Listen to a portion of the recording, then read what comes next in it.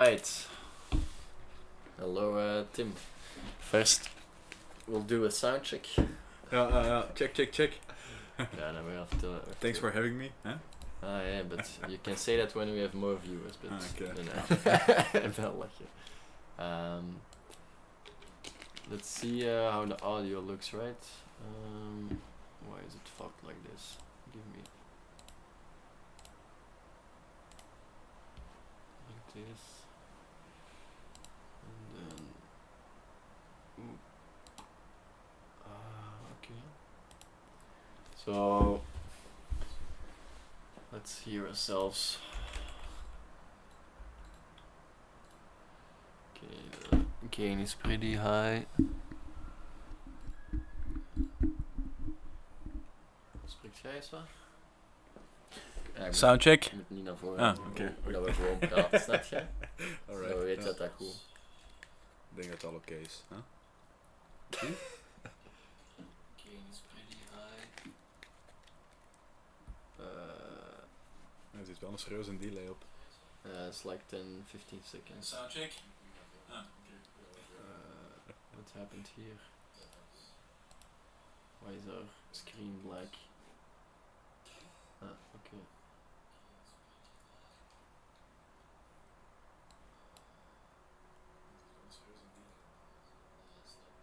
Okay, that's good. Alright.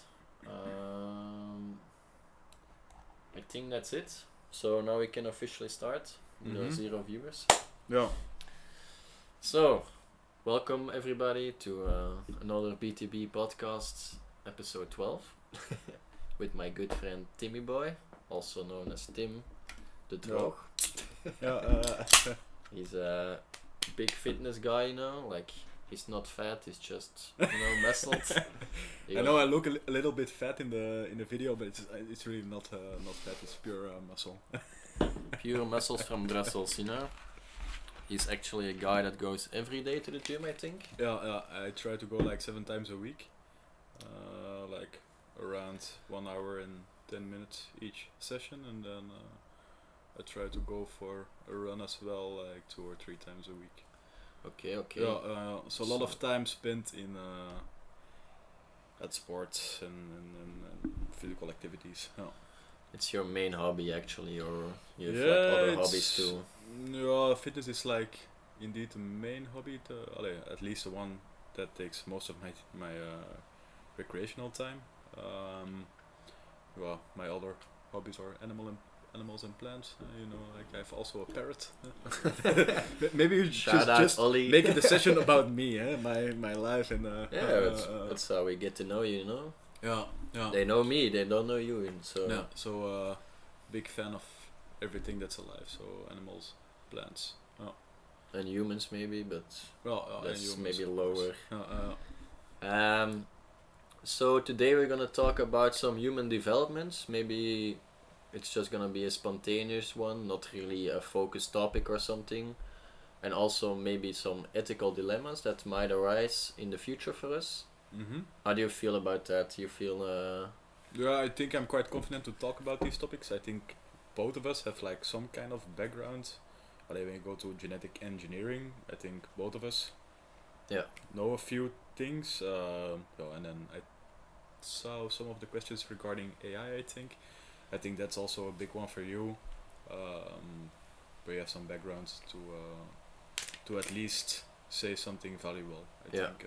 So you want to go more in the AI automation direction, or you're like also comfortable with tackling like a question of Marijke was the role of migration? You feel like you're confident enough to talk about these things too, or you wanna? Less confident to talk about that, to be honest. I have like zero knowledge about migration, but maybe we can lightly touch on it, just see what our opinions about it are, and then we move on, because we don't want to get stuck in these topics that we don't know a lot about. But I think it's also a very broad question, huh? Yeah, so you can answer it kind of either way, but maybe we'll go first. For those of the people that are new out here, I'm active on YouTube, Spotify and Instagram, so always check out those channels too. And shout out to the 2 viewers already. Like, you're from minute 2 here, so I really appreciate that. Yeah. I told Brenna I was going to get live on the channel, so maybe she's watching what I know. Shout out to Brenda also. So let's start with the first question that we had. What kind of role can migration have in development? It's pretty broad. Development is also a very broad sense because like everything is developing, so I think the question is more focused on the societal aspect of it. How can a society grow or develop through migration? Any thoughts on it or any first impressions that you have, like how it might influence it? But when we are talking about migration, then we are talking about like economical refugees and that kind of stuff, like people migrating to other countries. I think the reason for migration is maybe less important, because you can also talk about immigration, but it's not really something too apparent in our country, in Belgium. So I would say people moving to our country for financial or other reasons, displaced by climate change, whatever. I think those are the main driving factors for people to immigrate towards us. Any ideas about how that might influence our society in the future? Or you want to? Maybe I'm thinking too far out of the box, but I think but it's an interesting topic. But when I think about migration, and then like especially like how you say it, mixing up kinds of people with different origins. I'm always wondering like what would be the maybe it's not answering directly the question, but I'm always wondering like what is the end phase? Let's say people from China, really stupid, but people from China, from Africa, like they all come and they all mix, and then you can see that now, like there are a lot of hybrid people, so to speak. So a lot of mixes in genomes mixing. A lot of genomes mixing indeed, and then we are talking about like DNA and stuff. But I'm always wondering, like, would there be like a final kind of human race, which is then just a mix of, because before when people didn't travel that much, they didn't migrate that much. It was less common that these gene pools were mixing up.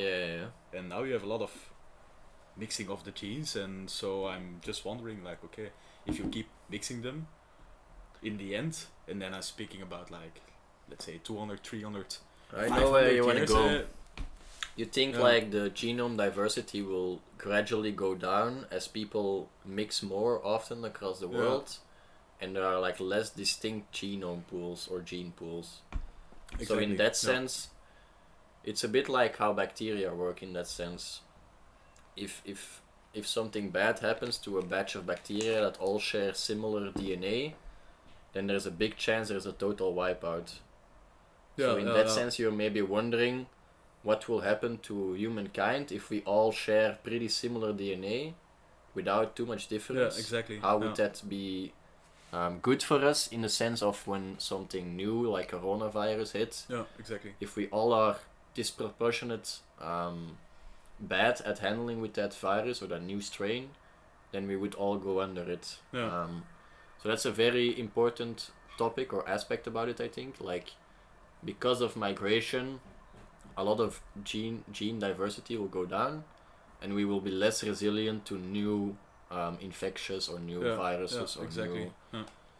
I think, like, speaking short term, I think because you have this thing called hybrid power, which is in fact nothing more than just recessive genes linked to diseases. And the thing is, when you mix up two different gene pools, then the chances for that individual with the mixed genes to get sick is, in fact, these chances are lower than when you compare that to...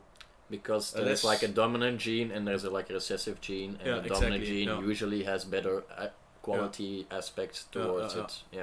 Because this is something which can be seen in plants, but it's also proven with humans. Yeah, with animals. Yeah. In general, they should be more healthy individuals. Mixing it up. But then, indeed, the thing you were saying before I interrupted you, over a very long period, I think indeed, the analogy with the bacteria is in fact like pretty logic if you think about it. That when you keep mixing up and the gene pool gets more monetized, uniform, that then in the end, indeed, when some new COVID virus or any other thing hits us, there's just less variety to tackle it. Exactly. And we have a higher chance of all sharing equally negative benefits from it. But now the assumption I'm making that we're gonna get like some kind of universal mix-up, which in the end will then just be the norm. I think there's also some kind of theory which pushes back on that. But I didn't do my research on it. But I think one time I said something like that, and people interrupted me and they say like, "Hey, but in fact that's not completely true, because if you keep mixing, then you get more like this or this or this." So it's not completely interesting. But I should look it up to be sure. It's a fair point. We definitely don't have all the information on that. Also, I think if we're speaking like in the far future, then probably genome editing and certain stuff will also be implemented in our gene pools, which also like alters the diversity. So in that sense, two bads make a good one, maybe, you know, like genomic engineering and a slowdown of diversity can lead to new pairs of genomes being formed, I guess. Yeah, that's a valid point. So in that sense, on a genome-wide scale, I think the short term is very good. We get more genes in our pools that are resilient to a lot of exotic diseases, maybe. And in the long term, I think indeed, like you said, there might be some counter evidence, or like the genome editing will also increase, which will make an equilibrium between the genome pools. But it's a cool thing to think about, especially now you also have these like DNA banks, so just like sperm banks, which in which, for example, women can then select the perfect mate, the perfect mate in terms of genetic appearance, and then they also they list like grades at school and stuff like the IQ, and people can really select from a broad range of individuals for which they want to have the sperm, so to speak. I think also that when there's like a tendency like this is the ideal, so you think that is good, that there are like these pools of genes that people can choose from? When speaking about then the end phase, which we discussed, you can say like whatever, like for your life or for the end phase, so you can speak on whatever you think is necessary for this topic. It's eugenetics, I don't know if you say it in English, but I think that's in fact what will happen. Yeah, that's something they tried before already, I think, like getting like the Uber mention. It's kind of the same thing, but then not completely the same with all the negative connotation about it. Yeah, with the free aspect to it, but I don't know. I think it's a bad thing. I think when diversity goes down, I think would have a negative impact on the human. Yeah, I think so too. I think for the short term, it's obviously nice. Because people can choose how they will look like, and maybe people, I don't know, I want to say people will be less mentally unstable, but maybe it brings a whole other set of things with it, like, oh, you're modified, like you're not a real human, you know, like people will discard people that are modified or something like that. So I guess it's very difficult to say that with certainty, but I like the aspect of choosing in that sense, like maybe there will be like separate toilets for GMO people. And then you have to take like a blood test to get in. No, and what do you think about the financial aspect or like the moral aspect of migration? There are two different aspects, but maybe we can combine it in one so we don't get stuck too long on this question. Yeah, financial aspect I'm thinking, but Because I was thinking when I read this question, like, obviously it's very nice that we have migrants coming because they usually have a cheap labor market that they can fulfill. Yeah, they can do a dirty work. Basically a bit, yes. But in the other end, we have like people complaining that their jobs are getting taken away by migrants because they work cheaper and harder maybe, and so it's like people want cheap labor, but they also don't want to enrage their own population. So it's kind of difficult, I think, to find a balance there that allows people that have been living here for their whole lives to be able to practice these jobs that maybe would otherwise go to cheap labor. And in the other end, we want to give people that don't have the means or the availability for their homes. Yeah. To give them a chance in our country, of course. Yeah. But a side note I want to make with that logic is that most of these cheap jobs, so to speak, the jobs that don't pay that well, they will be erased anyway. So I think the migration would be more in the sense that, like, for example,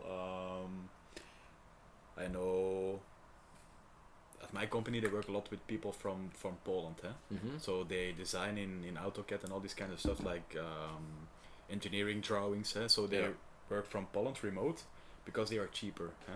But I think like an incentive could be for these people to come work in Belgium and earn as much as people from here do. I think I know ICT sector, they work also with people from Ethiopia. Yeah. I think that also can be an incentive for people from Ethiopia to come work here. I think. But do you think it will work once they come here? Would the company not say like, wait, we don't want to pay you more because we already have people here? Yeah, that's a valid point. No, but I think there will be competition for these jobs. I think because the range of jobs will be smaller and smaller in the future, I believe, because everything gets automated and like everything manual gets replaced with robots. Yeah, basically.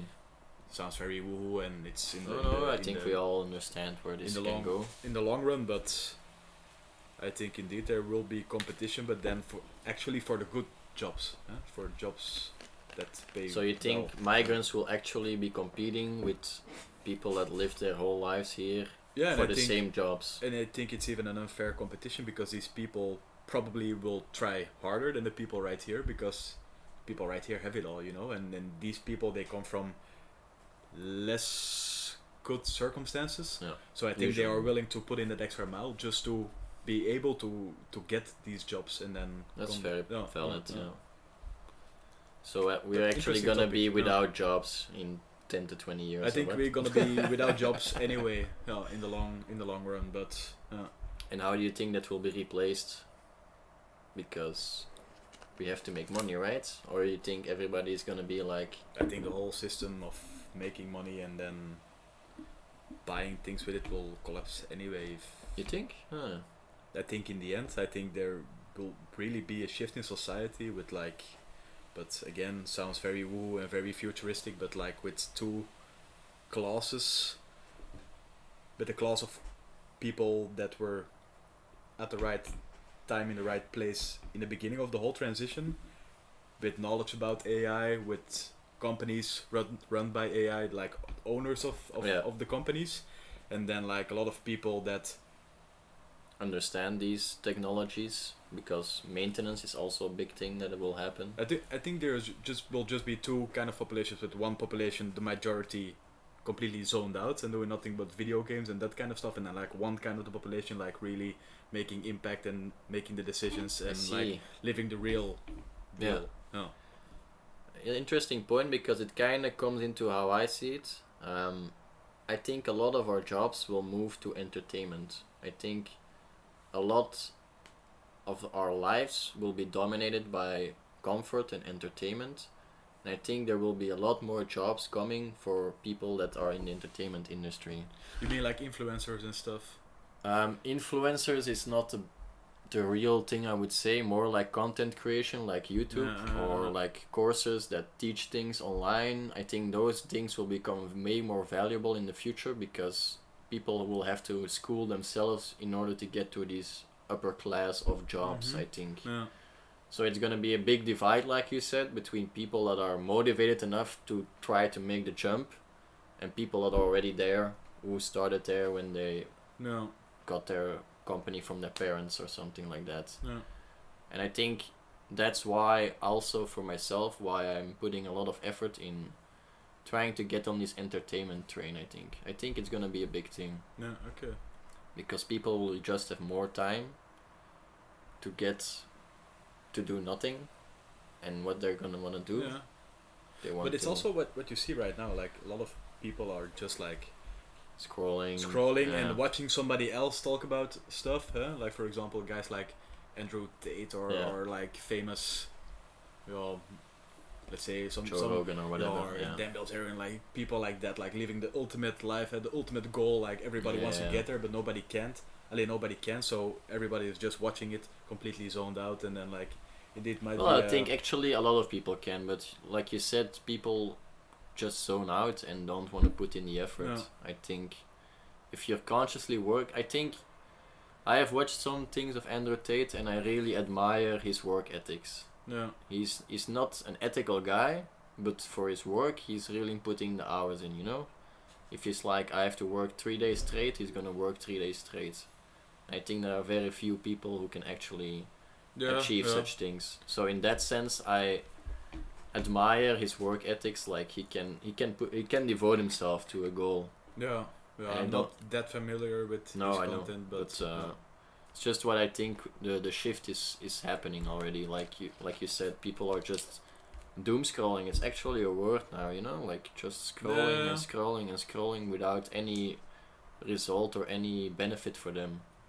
And I think this will only increase. That's why I think entertainment and online courses and teaching will be a big thing in the future. Because who's gonna tell them, you know? There's so much information on the internet, but people just don't know how to get to it. Yeah, true. So they're gonna search for these hubs, these spots where they can find knowledge and information and hopefully learn something from it, or just entertain themselves, and then go on from there. Yeah, but I think this jump you were talking about from then the one side to the good side, I think this jump will get bigger and bigger. Yeah, it's like the wage gap, or no, not the wage gap, the wealth gap. Yeah. It's people that are wealthy will remain wealthy and will get wealthier. Yeah, people that are poor. Especially and also you have like all these kind of rules when you want to start a company, for example, in food or chemicals or pharmaceuticals.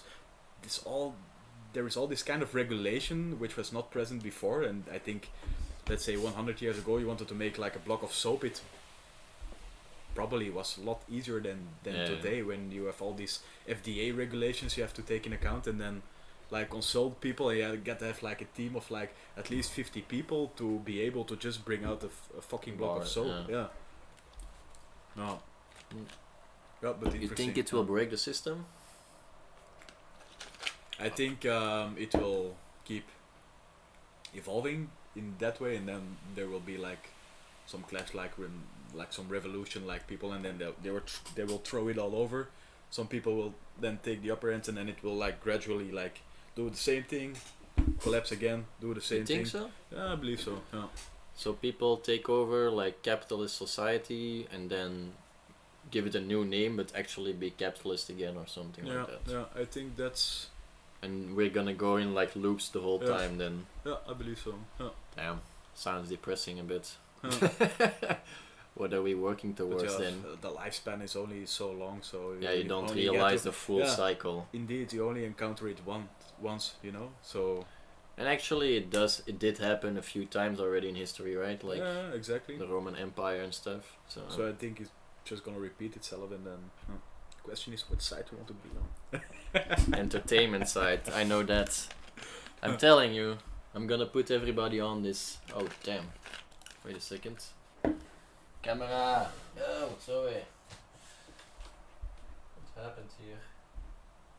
Why did it go away? I didn't ask for that. Are we back? Oh my god.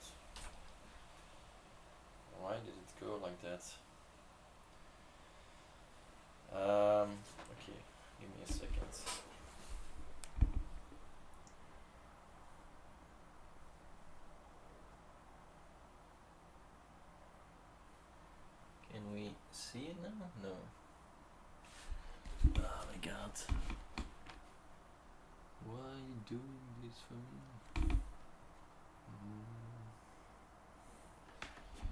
Okay, my bad. I have to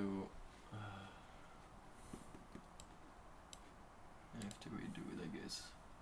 No, but now we are warmed up, so huh? Boom.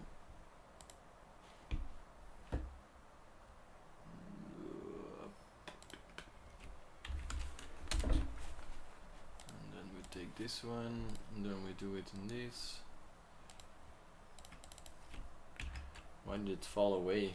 I don't like that.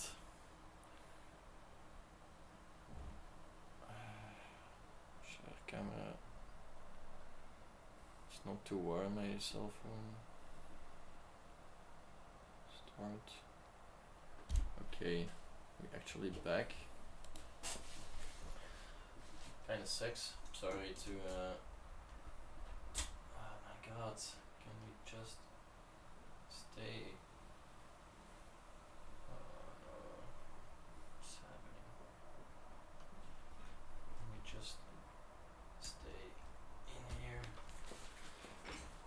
Okay. Oof. Okay, I'm sorry. That's yeah, growing pains, I guess. Alright, I think that was good for the first topic. Yeah. So I guess what role migration will fulfill in the short term, it will obviously be beneficial, but I think in the long term we're all gonna be fucked either way. Yeah. And the society might collapse, might not, whatever. I think it's definitely something we have to work against, but yeah, I think that it's like putting a band-aid on a bleeding wound, you know. Mm-hmm. It's not really gonna fix the problem of why are people migrating or why are people leaving their hometowns. Yeah. Especially because remote work is so apparent now these days. Yeah. So you can like literally work from India for us. Yeah, it's a good point. Yeah. So that remains a question, why are people migrating still? But okay, next question. You're down for it? Yes. This one is a bit longer from Zoe. Oh shit. Yeah. With the recent disproportionate climate problems in several countries, I see a pressing ethical challenge growing. Yet it feels like we all don't put in the work that it needs to have an impact of some sorts. So some countries are more disproportionate impacted by bad weather and climate change, but yet we all share the burden for this. That's basically the first text. We still travel a lot by plane, buy convenient and less expensive packaged foods. The price of organic and non-organic food is crazy high at the moment, so the difference between it, organic food is pretty expensive nowadays, while pre-packaged and pre-fabbed and whatever food is all getting cheaper. So it seems we don't have a choice. And then she asked, we should really take action for the long run. What are both of your perspectives on this theme? Yeah, good question. Especially the first part, huh? Because indeed we all share the burden, but some countries they experience wildfires now and flooding and earthquakes and mass mudslides. If I can make a quick side note, I think here in Belgium, I think maybe I can just say Europe. I think we are pretty how you say it. Well, there are a lot of wildfires in the southern countries of Europe. True. Okay, then just let's say Belgium or the Netherlands. Let's talk for Belgium. Close range. I think we are very aware of the problem and also doing a lot of things to counteract it. So, for example, the LAZ zone, the low emission zone, it's an example. Also, when you look at packages of food, I think it's somewhere in the second or third line of the question. It's also something we are quite aware of. So I think, for example, this stupid thing, I just ripped it off, but it's again something, just not to throw it away, and they just attach it, so something new. So every month you see the packages of food changing. They use less plastic, they use more like other material that degrades, biodegradable. Yes. So I think here also electric cars, like there are a lot of examples just to show that here in Belgium and the Netherlands, whatever, they are aware of the problem and they are trying to fix it, or at least reduce the negative minimize effects. impact. But then when I was in Cuba last year, they experienced a lot of trouble because of the climate change. If you look at hurricanes and stuff, like I think it's like a week ago they passed like some kind of hurricane every year, and it gets worse and worse. Also last year when I went, there was just a hurricane also destroyed a lot of the buildings, but a lot of fauna and flora too. A lot of trees, which give fruit, and so there is like food scarcity and stuff. So they feel a lot of the impact of the things that are described in the question, but they don't do shit to counteract it. So they, for example, when they have garbage, we recycle. We have like different kind of we have a garbage can for like PMD, we have a garbage can for GFT, we have a garbage can for you see what's my point? So we are doing our very best to reduce the negative effects and the impact. But there they just are all the garbage, they just take it together, they put the giant bonfire, and that's it. Also when you look at the cars, so they don't have any other cars, so they're trying to fix it. Every time the car gets broke, it just gets fixed, and it's the same old, very polluting car. I get your point, especially before, but I want to give like a counter, just a devil's advocate. A lot of our trash is actually not processed in Belgium. We move a lot of trash to, let's say, Indonesia, and there it gets burned or put on a landfill or something. So I get the point, but we're also like kind of thinking we're doing the good stuff, while in reality, like I think 85% of our waste goes to other countries, which has to deal with them in their ways. So I think the question more is specifically for what we can do as consumers. You and I, should we do more or should we don't do more? I think we are already doing enough. No, seriously, I like what more can we do? Okay, like research and development, of course it will continue, right? It's not that the rate will get altered, but there is like a certain rate of development which just continues and betters things, right? So the electric cars, and they are looking into hydrogen, maybe they are looking into more degradable packages for food. I think that tendency is just staying there. It's staying there, so I don't think we necessarily have to do more, and I also don't think it's up to us. You don't think? I don't think it's up to us. No, I think it's up to other countries that don't give a shit about these things. How about the argument? But maybe the I'm knowledge, just playing devil's advocate already, but how about the argument that because we went through this whole very polluting phase of coal burning and like the industrial revolution, like all these Western countries were at the frontier polluting a lot, and now we're getting to a point where it's like, okay, we have gained all the insights and all the power and money from this polluting business. Let's move away to a new business. But the other countries are still going through this first phase. Valid point. What do you think would be the argument there, or the counter argument? No. I think it's not necessarily that these countries, and I took Cuba as an example, I don't think it's necessarily the fact that they don't want to do anything about it. I think they are... I also think that, they are also humans, right? So they're all doing their best, but I don't think it's the fact that they don't want it. I think it's more related to, indeed, as you just said, financially, knowledge.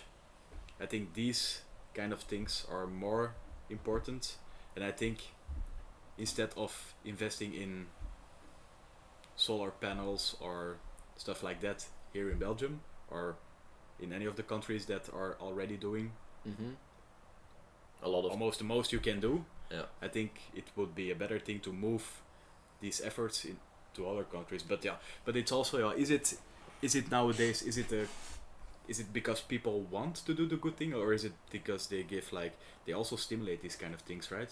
Economy wise. Yeah. So they give bonuses, subsidies. Companies have to pay less if they produce less CO2, right? Yeah. So well, they're getting charged. That's blocking the fact that we could do the same thing somewhere else. Like they want to keep it right here, so the companies they have less. But then the thing like Apple happens, we ship all the expensive, polluting business overseas to countries where they don't have those regulations. Yeah. And then we build our iPhones there, and then we ship it back to our country, and then all of a sudden it's eco-friendly. Yeah. It's that's a good point. Yeah. I think, like you said, we have to put in more effort to help other countries, but it's not that easy as just giving a lump sum of money. Like, if you give Ethiopia 100 million euros, how much of it will actually go to growth and development in that country? Yeah, true. It's very, very nuanced topics, I think, and I believe as a consumer, we always have to be conscious of what we do. Even though I travel with Ryanair, which is like the worst of the airlines, I would say. Even though we're doing that, I still think I have a very good understanding of my impact on the environment as far as I can do for myself. And I think everybody needs to realize their own impact on the environment, whether it is putting on your heater when your window is open, or just leaving lights on. No, never mind that argument, because nowadays renewable energies usually counteract that argument. For usually you would say putting on lights would create more stress on the energy system, and then gas energy companies will have to pitch in. But nowadays usually there's a lot of alternative energy sources that produce too much energy, and they usually don't have to put in these gas energy companies to compensate. Only on peak hours, I think, will they put on these energy companies. But yeah, to come back, I don't think actually we can do more as a consumer. People are very desire driven, and as long as those desires, those options are available for us, we will always go towards them. Yeah. As long as Ryanair is offering me 50 euro flights, I will most likely take 50 euro flights above 300 euros. That's just how an individual acts. I think the regulation is very good or already in a good way on a national level, or a European level. But like you said, the problem now shifts to other countries that are not so willing to change their ways, because they're still growing and still gaining money and power and all these things. So I think the best options will come from carbon capture or something like that. I think those are the most realistic options for countering climate change, in my opinion. Yeah. Because even electric car companies, where are they located? Usually the batteries are in Indonesia or something, where all the high toxic stuff happens, and then they get shipped to Deutschland or to USA, and then they are assembled there, but all the pieces made are already in some country with less good regulations. So yeah, what can the consumer do? Should we do something? What do you think? You can't be ignorant, but I think we are already doing a lot, and also the camera just went out again. Merde, what's happening? Is somebody hijacking my camera or what? Why? It's still recording. Why is it not working? What the fuck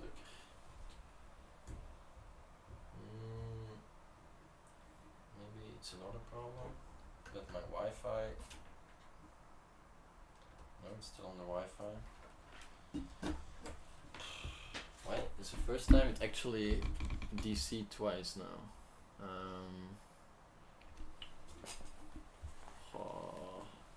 Can I do it just like this?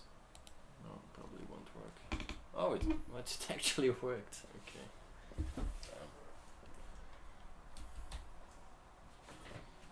Okay, I'm sorry, man. It's just not so professional. Bring me out of the flow, man.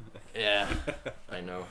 But I think we were actually done with this question once again. Like, it's good. It's timed well, you know. Like. Okay. Before I have to admit, I have to do more for the for the environment. I think we all can admit that we should do more, but the fact is. But I mean, like, for example, from emptying my garbage can, like the black one, with with PMD and GFT excluded, like emptying it, like I emptied, it's getting emptied like maybe in 2 months, like 3 or 4 times, and it's like €100 just to get it picked up and be emptied. It's crazy. Like, if I pay €100 to empty it and they ship the trash to another country, is it then my responsibility? I mean, like, I'm already paying the €100, right? But you're paying the €100 probably. Maybe I have to pay 200. Yeah, but I think that's a bit the problem. We don't like paying more. Just as I said with my Ryanair flights, we look at the cheapest option, and usually we are satisfied with that option. Yeah.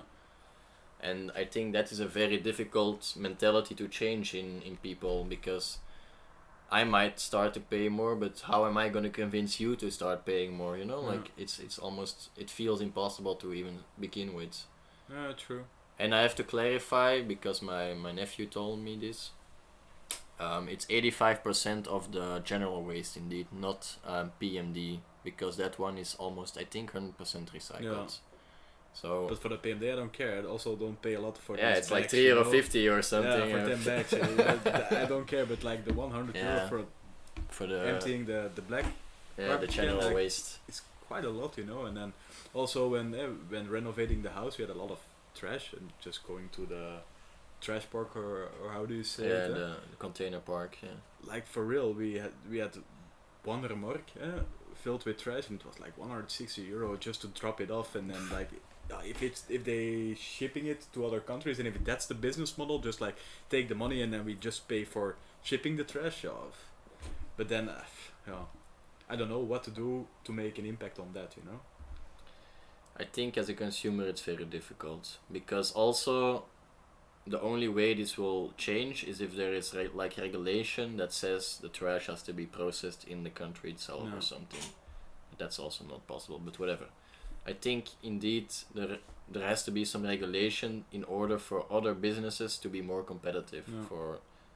There just has to be like a financial incentive to take these actions. But I think, for example, in Ghent, they do a lot of research also with like bacteria that biodegrade like a lot of these trash. They're doing tests with different kind of strains. They modify the strains, the bacterial strains, to see if they can degrade the trash and stuff. So I think there is incentive, because if a company invents the super bacteria that can degrade, for example, the plastic. The plastic, I think that's the biggest issue, no? Right? Yeah, with I don't know. With the ocean and stuff. I think plastic is actually, maybe microplastics and nanoplastics is very, very problematic. But I think, in general, as I said, most of our plastic is actually being recycled, that we put in the garbage, not the plastic that comes in the ocean. So I think that is pretty okay. Microplastics and nanoplastics is a different topic. But I would say just general waste, like food waste that actually, or like clothes, or... I will rephrase myself. If they invent a bacteria that can degrade my black garbage can for €50 instead of 100, and then there is an incentive for the company to grow, because they design the bacteria and they can now like get cheaper than the other companies, like to pick up the trash, and then like that. So I think it's going in the right direction. No? Yeah, I think that scenario is only realistic when there are like sanctions imposed on companies that don't do it. For example, if you have a company that has this bacteria, but it costs you 200 euros to get rid of your trash, and then you have this company that ships the trash and it costs you 100 euros. Yeah, they have to get you will cheaper always than you will always go to the 100 euros. Yeah, of course. Yeah. They have to say like, okay, if you want to ship this, you have to pay 100 euros extra in order for it to ship it outside as a down payment or like a tax or whatever. Yeah. And then it becomes more competitive for the other company. Like now both of them are 200. Yeah. And I think that's the only way that we can change away or change from these standpoints. Yeah. I think that's with a lot of things. But in that sense, we also do have power. And I think that's the power of changing minds and coming together. I think especially we in Belgium, I can't speak for other countries, we are so isolated sometimes, you know? We all live our own lives. We work, we go home, we chill, we go work, we go home, we chill. Like, there is so little interaction with the community sometimes, especially for myself. I'm mostly speaking out of my own life. I know other people are more sociable than me. That's not the point. I'm saying like we don't work towards a common goal, or we don't have a similar vision of how we should change something. And I think that's a lot to do with communication and just having conversation about it. If we all agree that we should find a bacteria that is cheap enough for us to invest in, and we actually press the Brussels government to take a look at it, I think that's the only way we can as a consumer actually make a difference. But that's like very high roading, you know, like yeah. That's if we all do these steps, and that's very difficult because we all get disengaged from these topics a lot of times. We all know the climate is getting fucked up, but we all are still going with the car to stupid things every day. Yeah, true. I'm driving hybrid, you know. Driving hybrid and paying 100 euro for the black garbage can. Like, what else do I have to do, right? What do you want? You want all my money? No, but I think it's going in the right direction. Like the example with the bacteria that can biodegrade like all the trash, like it's just an example, but it actually is happening. That there is like this incentive to do these things. Also with the energy, the renewable energy, the one you touched upon before. It's also something that's growing. If you see like 50 years ago, people didn't care, right? It's and I think also the new generation, they grow up with this kind of mindset, you know, right? For us, it's more difficult. I like to believe that. I like to believe that, but then I also see people like scrolling all day, and then I'm wondering like, are they gonna take charge? No, I think for me it's like the mentality of the younger age. They are more passionate about things, but they're more passionate about things online, you know? Like they're not as willing, I think, to take action in real life, change their own behavior. They're more willing to re-vote or upvote or repost this important thing. I think that's a big change, I believe. But then again, I also haven't been to any protests or whatever, so I'm not one to speak for like let's change it all, you know? Like I'm not part of it myself. So that's a difficult one. Well, but these are our opinions about it, so I hope you had some interesting thoughts, because we didn't clear anything. But I'm very ignorant. No, definitely not. Maybe let's do a fun one now. Future, like, not that it's not fun, but environmental always has like a negative connotation to it. Future development of humans. Maybe this one? What do you think? In what ways could artificial intelligence and brain-computer interfaces enhance human cognition and interaction with the world? Or is that maybe... We'll see. Yeah, sounds good. This one is also a bit more philosophical. I don't know if you like... You like philosophy? Yeah, let's give it a try. As we integrate more with technology, how might the definition of human evolve? And what implications does this have for society and identity? Ooh. You sure you don't want to smoke one? Yeah, then if you smoke one, it's gonna take 3 hours, I think, to get the point across. You want me to go first? Yeah, let's go. Let's hear Okay. it. So I think this one also relates to the previous question, and that it is that we are gonna be more dependable on computers. We're gonna be more. It's gonna be more regular day life. Like we already using our phone like almost every day of the day, every moment of the day, and I think the next step, like the previous question alluded, is that we're gonna have like a brain computer interface. Now it's called human machine interface, but I think at some point, like Elon Musk with the neural link, is actually making connections between brains and computers directly without emotions and all this other stuff coming in between. And I think that's just how it's gonna evolve. We're gonna be more dependent on these tools, on these machines, on computers, and it's the only way we will be able to move forward. I think there are also people that would like to pull back and go to the old form and the old way. So maybe we're gonna have like a segregation of old humans, just as we had with apes. We have apes, and then you have the New World apes, I think. They're like, it's like a big distinction. Some could walk up straight, others remained on four legs the whole time. And I think it's gonna be something like that. We're gonna have a population of people that want to move forward and want to embrace these new technologies and capabilities, and then we're gonna have one group of people that is not really willing to dive into this computer world and stuff. So then you say the consciousness that we experience, it was triggered somewhere in evolution, which then distinguished us from then the apes. You think something triggered that to a select group, and then the apes example is just something physiological, like eating the mushrooms, magic mushrooms. It's a That's, theory. yeah, it's a stoned ape theory. I've heard about it, and I do believe there is some validity to it, but I'm more alluding to physiological change in behavior or in appearance, as these monkeys like the old monkeys, the old world monkeys are still like four-legged monkeys, and the new world monkeys like orang-utans and gorillas, not so much, but they are like more well postured up, like standing up straight and stuff. They're more experienced to that, and they view the world from a different perspective in that sense. And I think something similar will happen, and this is maybe more forced in opposition to what you are alluding to, like a random event or something.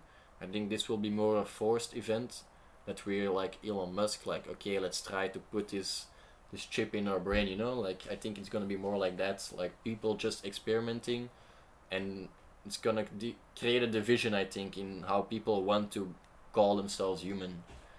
And I think the word human will erode, because I think we're going more and more in the direction of cyborgs, to be honest. Yeah. The only difference is they putting it directly in the brain, because nowadays when I work, I'm just behind the computer all the time. I'm in fact already a cyborg. You know, I am a cyborg. Yeah, but you have layers of emotions, of rationalization, of habituations in between those. And now they want to get rid of those layers so that you can directly access internet without preconceived things like, I've always seen the sun coming up from the north, so sun only that's a bad example, but I get the point. I think it also brings us back to, I think, the first question. I don't know the migration. If anybody was following back then, but it's indeed the migration thing, and then with the future of humanity, very long term, like the two classes, the elite and then the lower class, and I think this is just something which will accelerate that, which division, enables these divisions indeed. And you think if these kinds of things, probably the first trials, they will go shit wrong, and then like people will blow it up, and then like all over the internet, and there will be some counter measurements. Yes, probably, but I think eventually that will just be normalized, and then I think the people with the Neuralink or whatever thing that will be in the brain in the future, I think they will have like a a huge advantage compared to then this lower class that doesn't have it, which will only accelerate the. And do you think it will be something like? I completely agree with that. Maybe a personal question: would you do the Neuralink chip? If it comes out, let's say next week, I would maybe try you can pre-order when I'm older, when my if you brain pre-order is. it and you get like 20% discount. No, I think I would try it maybe, perhaps, if I have the opportunity when I'm older, like when my brain is decreasing its capacity. Then I would be like, whatever, like let's try to turbocharge that motherfucker. No. And then I would maybe sign up for it, but I'm not that eager to see what it holds, like I already find that we are too much attached to these technologies. I like them, but it's also like nowadays I'm like 10 to 12 hours in front of a screen or something. No. It's a lot, like I'm not sure if we should live like that. Yeah, true. Very good point. I don't think this is indeed how we should live, and I think life has more to it than only being behind a screen, but nevertheless I think that will be the future of humanity, and I don't think there's any possibility to go against that. I think that will be just... Yeah, I think you have people that embrace it and people that don't embrace it. It's always different than you would have imagined it, So you can imagine how it will be, but it will never be like that, The first person thinking about something that could fly would never imagine the plane like how it's looking now. They would probably like... something that flaps. And if you look at the pictures, like how people thought it would have been, it's completely different, So I think we are all scared of it. I think, I can speak about myself, but I'm scared about maybe it will like fuck up my brain and then like fuck up my brain even more. But unintentionally, but I think it will be the end goal anyway. So, but rather embrace it. You think? Yeah. No, I have the same mindset about that. And I also think like guys like Elon Musk, I really believe. Like I might be completely wrong, and maybe it's just like a douchebag trying to make as much money as possible. But I really believe it's just like pure out of good intention for humankind. I really think this guy's like. I maybe think so too. It's probably mixed, It's probably also a lot of ego and financial involvement. But I think the majority indeed is him trying to do something that he wants to see happening for mankind. Yeah, exactly. Just like SpaceX. He said like, I want to get people on Mars because that would make us interplanetary, and he was like, the only way I will be able to achieve that ever is if I make a service that can make me money in order for that to be subsidized. Like he literally created Starlink just to make money for SpaceX. That's basically the only reason why he created Starlink. Because he can practice launching, he can get all this technology and things going again, which he makes profit on, and then he can also use that profit to actually get to his goal. So I think he's indeed working towards his own goals of what he thinks humans should travel or be busy with. The only thing I was thinking before, when I was making the reference with the new and the old world monkeys. Do you think something like Neanderthals would happen if we like divided? Like we basically murdered all the Neanderthals. You think something like that might happen in the future? That there's like a division, people that don't think we should use technology as much, people that do think that we use technology to the optimum, and then at some point these people that has all these technological advantages will take. I don't think there will be mass murder or something. No. I don't think there will be people intentionally not going with that kind of flow, so to speak. I think of the people technology. I think people will just not have access to it, and then just get left out. Yeah. I think some kinds of people that do have the access, they will just evolve much quicker. But I don't think the decision will be will be made intentionally to not go that way. Okay. Well, I think individuals will probably like lock themselves up in a bunker and like and then protect themselves, because let's be honest, we all think in doom scenarios. So when we think about the Neuralink, I think at doom scenarios. It's the first thing coming to my mind. It's something very very abnormal for us to be able to reach our brain in a different way. But like I said before, I think it will inevitably be different than how I see it right now. Yeah. You see, it's... Yeah, that's a good point. I disagree. Like I see it different with... I do believe people will... Like the hippie life, I think it will grow also in popularity with people that are like, okay, I want to distance myself from technology. I don't think this is healthy for us. Yeah. And they're gonna form their own societies, I think, just like tribal nations that are now living in the Amazon, you know. Yeah, but then again, it has this negative connotation. The whole Neuralink thing, the chip thing, it has this negative connotation where it takes us away from our being, what it means to be human. But let's be honest, because I was joking, my brain is already fucked, but it's in fact true. But okay, it's not directly in the brain, but I'm completely hijacked already by a screen. Because during the day I'm just working on my computer looking at a screen, and then when I get home, I do also a lot of productive things. Yeah. No, I get that. But the doom scrolling you referred upon, it's also something happening right now. And if the Neuralink, for example, could reduce that kind of distraction, and it could help me focus on more important things in life instead of doom scrolling,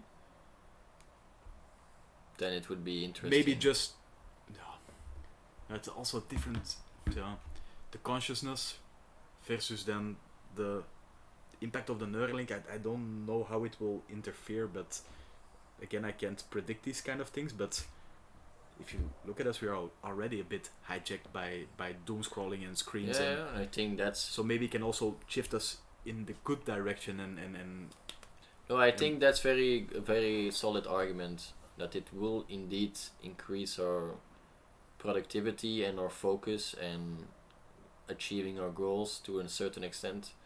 I just think there are a lot of people, not especially myself, but I think other people that will be very hesitant to go in that direction. No. Just as some monkeys were hesitant to stand up straight, I think some of them will be hesitant to join this technological ship. I think they will be forced.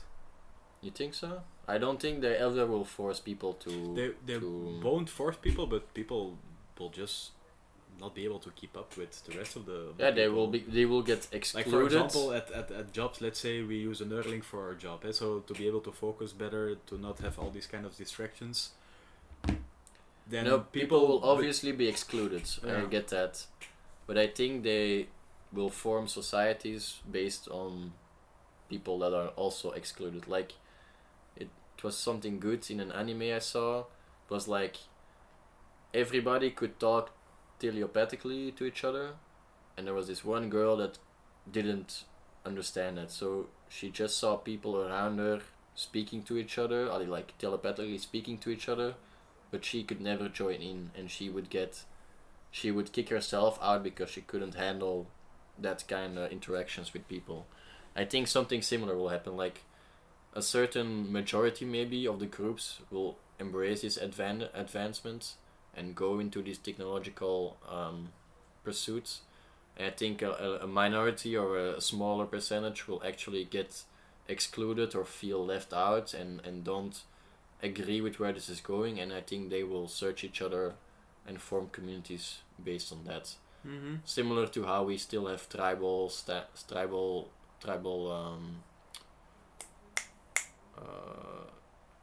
clans in the Amazon forest. They're also like, it's exactly the same. I think it would be a good thing.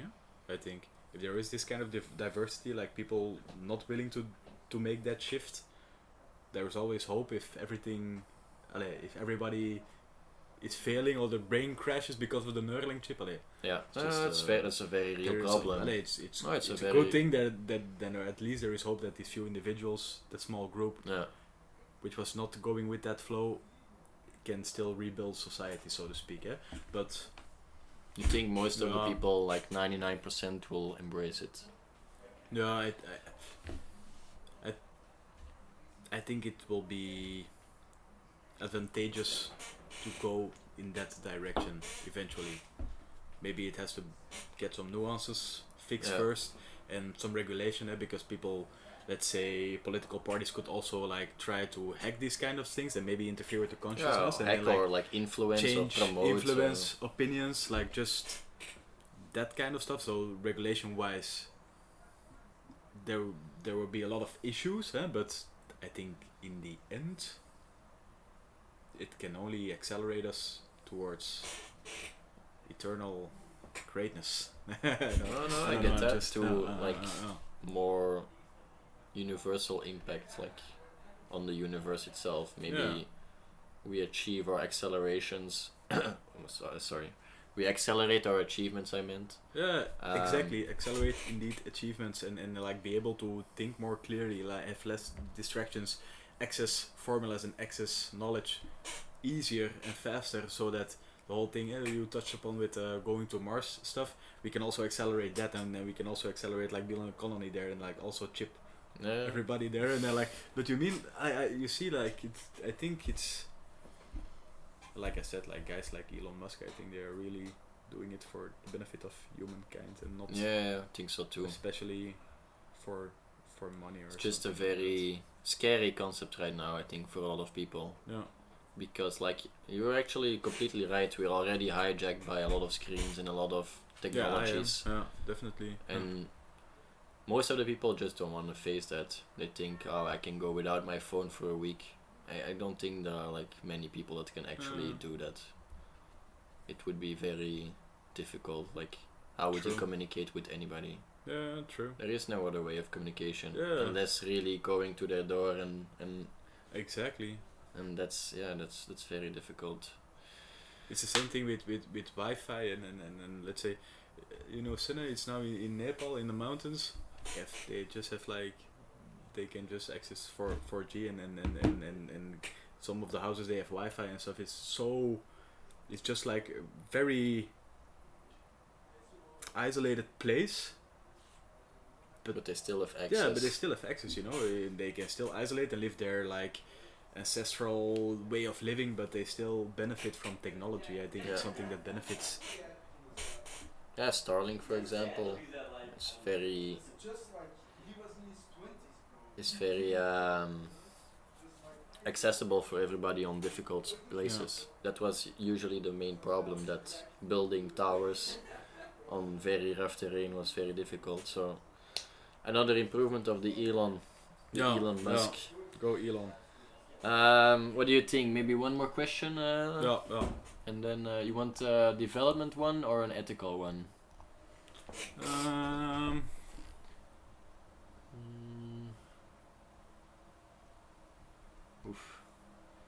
There's a kill mode, need to adapt to prepare humans for heaven. That's an interesting one. The fifth one.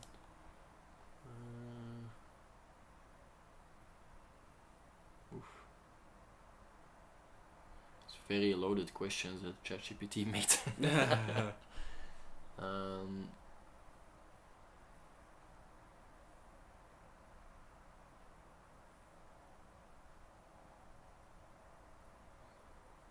Maybe we can do this one.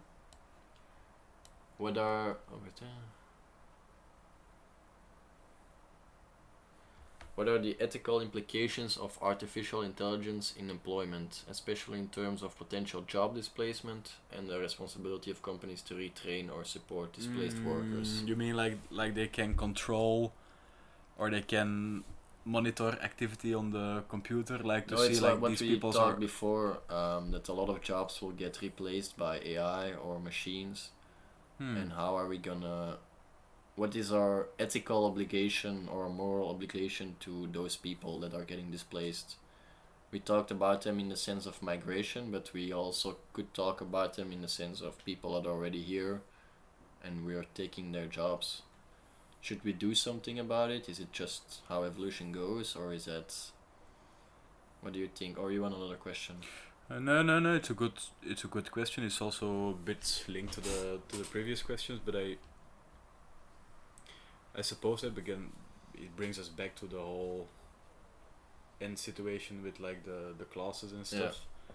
But I think that there will just be then, like I said before, the basic low level class, but they will still have enough food because food is being produced and it's grown and then refined in the industry, but the industry will run automatically with robots and AI and stuff, so there will be food. So it's not that they are starving, it's not that they don't have a roof above their heads.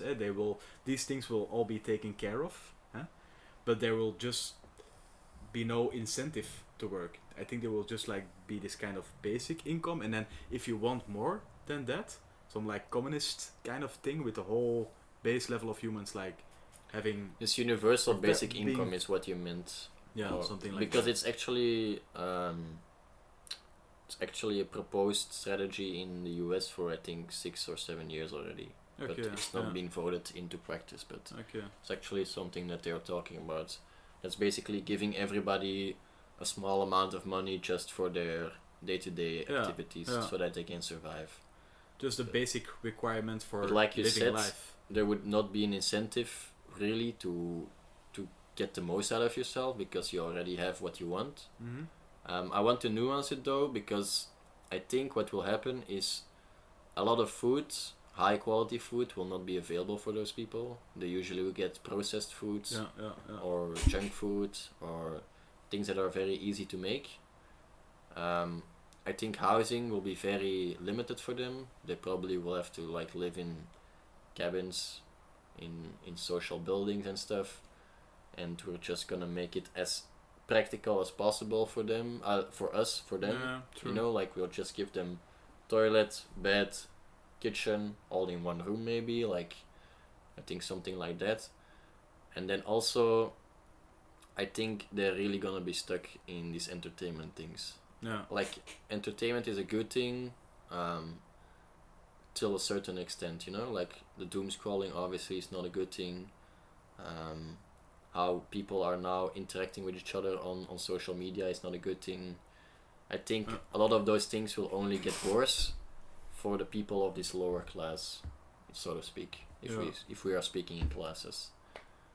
And if I may add to that, I also believe that this low class with this basic income and basic housing and basic food, I think there will also be a lot out of physical reality and a lot of in things like the metaverse and stuff, not necessarily with VR glasses, but maybe directly with some kind of chip, but just they will just be. What would be the benefit of that? Why would people invest in putting low class into VR? Because they don't have money to spend? I think it will just be a consequence of the fact that to keep them happy, a certain part of humankind can keep up with the elite, so to speak. And I think having nothing to do, let's be honest, if I wouldn't have a job, what are the things I would do? Well, probably let's say I get your point. If I don't have a job and I don't have a lot of money, so I also can't go travel to all the beautiful places in the world, but let's say no job, no money, I will just game, right? I will just spend your time, smoke weed, play video games, right? Just like very downgraded lifestyle, doing that all day long. So actually the elite class or the higher classes will insinuate the matrix a bit on the lower class, like just plug them in as much as possible so they don't make too much noise, so they don't complain. I don't think they will do that on purpose. It's not like some guy with a long grey beard that's there like ha, okay, let's get them all on these VR glasses and then we can benefit from the world, and they are just like in these small houses and with the basic food. I think it will just be a consequence of humankind evolving that way. But there has to be somebody getting an advantage from it, right? Yeah. So maybe like us with our VR senior isn't things. It already a little bit like that? Because we are already living most of our life. You know, like people say from animals, with the parrot, I've like, oh, he's all day in a cage. How isn't it? It's a pity. No, it is a bird. He needs to fly. Okay, I'm human. I need to explore and I need to find food, and that's in fact what intrinsically I should do as a human, like explore and like see different things. But I'm all the whole fucking day. I mean, like between four walls on a computer, doing things, making other people rich, right? And there is an elite class that can go travel, and they indeed do that, influence, and they show it. And I see like, okay, these people went to, oh my, it's cool, and it's one has a yacht of 100 meters, nice. Yeah, yeah, but for real, it's already a bit like that, and I think it will just evolve even more in that direction, with our lives being, then speaking hypothetically that I would be in this low class, probably I will, because a large part of humankind will be in the lower class and only a small part will be in the elite class. But it's already what percentage do you think that direction? That's a good point. What's the I don't know the numbers here, but what's the division with the money thing? Like, is it 1 or 3% of the people like having 99% of the money, something like that? I think you can take these numbers and translate it to high income the elites versus with low good life, income, something like that. Percentages. Let's take the USA for an example.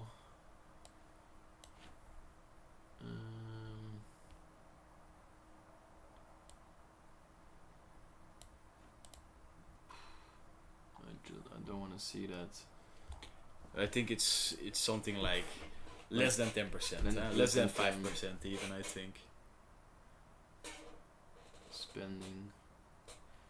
Yeah, I think less than 10% is probably in the high range of high income with wealth gaining. Yeah, and it's also not black and white indeed, because now I'm like sketching it like it's we're doomed. Yeah, like having nothing at all, then video games and smoking weed and no job. I think there will be like levels in between also. Like look at us, we can also go on a vacation. But some people, they can go more frequently, and some people, they can eat healthy food more frequently than others. Right? It's already. So we're gonna have a class of people that will just be happy with basic needs and entertainment and whatever all day. You think that will be the majority? That will definitely be the majority. Yeah. Okay, so let's say and also more than 50% will definitely will get into this I class. think so. Yeah, I believe so. And we have maybe like 30% people like us, maybe, that are like kind of vital to maintain these industries, these machines. Still have a chance to get to the elite, because let's be honest, if you are like complete bottom, like you need like a miracle to get then to the elite, right? Because like you have all these kinds of systems you can't compete with. And then we have like less than 10% that is actually making decisions, living the life, I believe having so. the most benefits of these technologies. Kind of the way we are living now, but just exaggerated, and then more even and more difficult to cross these gaps. But also, I think like then what we see as low level, when we arrive at this point we are speaking about, I think this low level will, compared to situation now, be already quite good. I think the food that you're speaking about, the crappy food, I think there is already this kind of tendency to shift to healthier lifestyle. Probably the elite class will get even more healthy food, but I think it's even this shitty lifestyle will still be better than the shitty lifestyle of nowadays. You know? No, I agree with that. I think overall everybody will get better from it.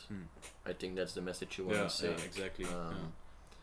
It will be more difficult to jump from class to class if we put classes on it, and actually the only ones that really benefit from it, like technological advancements portraying to wealth in their life, would only be the elites, I think.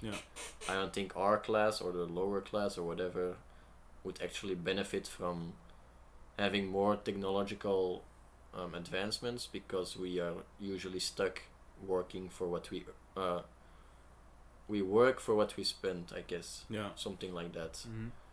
And that's where I think it's gonna be very difficult to cross these gaps to get in the other class. Yeah, definitely. I don't know what point. There was something else I wanted to say.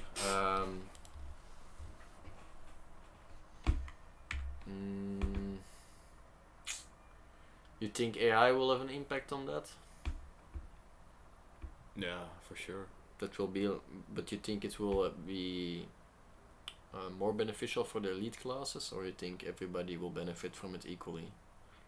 I think 100% if you want to be a part of the elite class, you should get a company run by AI. Definitely, I think that's the only way forward. Yeah, exactly. Unless then the AI itself becomes the elite class, but when there are still people behind it controlling it, I think that will definitely be the elite class, so to speak. Yeah. Okay. But it's also a good point. If the AI itself becomes the elite class, then what will happen to us? I don't think AI will ever get to that point of really making decisions against humanity. I think there will be regulations in time. I think people will have built-in things, features that help themselves maybe, but not really harm others. Perhaps it's again the doom scenario. I think now, yeah. But it's also very like we don't know what's gonna happen. You know, for the same fact, the elite class will be like, this is too much. Let's blow our brains out or something. You know, like it can also get too much for a human body maybe. Yeah. And that's maybe where the middle lower class are more fortunate, that they're just accepting this is how it's going and they're going with the flow. And I'm a bit rambling on the end here. But how are we going to support displaced workers? So that's the short term. I think in the long term it's clear that we're just going to get divided more clearly. How are we in the short term going to help these people that are being negatively impacted by technological advancement? Maybe we should go like step by step, because I don't think like all these jobs will just disappear like in a few days, you know, like and then suddenly there is like 1 billion people without a job. Obviously there will be some disruptive technology that indeed eliminates a lot of jobs at the same time, but I think the first thing what will happen is that these low grade jobs, so to speak, they will get replaced, and then people will be forced to. So low grade jobs is like packaging, shelving things, repetitive tasks. Yeah, repetitive task. Bandwerk, I don't know how you say it in. Yeah, I'm also looking for the right word, but indeed, like just being behind the rolling band in the factory. I don't know how it calls. Yeah, as an operators, like that kind of stuff.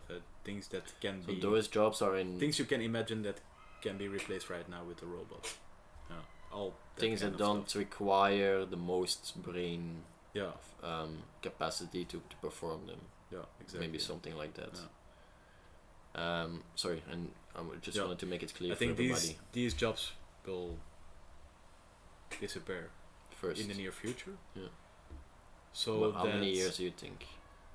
I think they are already disappearing right now. If you look at then the self pay self scan. Yeah, self scan. Just one level before. Now there is still somebody watching the self scan. I think that's a very good example. Actually, I want to touch on a bit deeper. Like, yes, people are getting displayed, but new jobs are being created in order for them to watch over these self scans. Maybe some security from above. More security is needed. So it's not gonna be one job displayed and new created. There are also people developing the self scan, and that's bringing me to the point I want to make.